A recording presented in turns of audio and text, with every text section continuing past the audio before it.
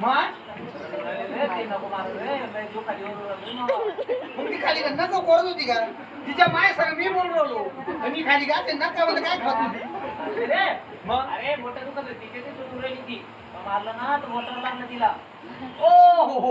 काय करतो बरोबर काय नाही पळटवून देतो तो लगी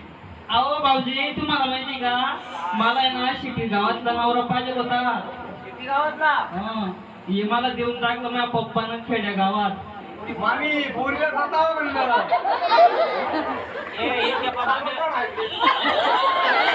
मामीला पटला काय सोमवार गेलं बोल पोरीला नगनी पोरीला जातो रे का नाही ले चल चल बोला तुम्ही काय करायचं शेजारी लोक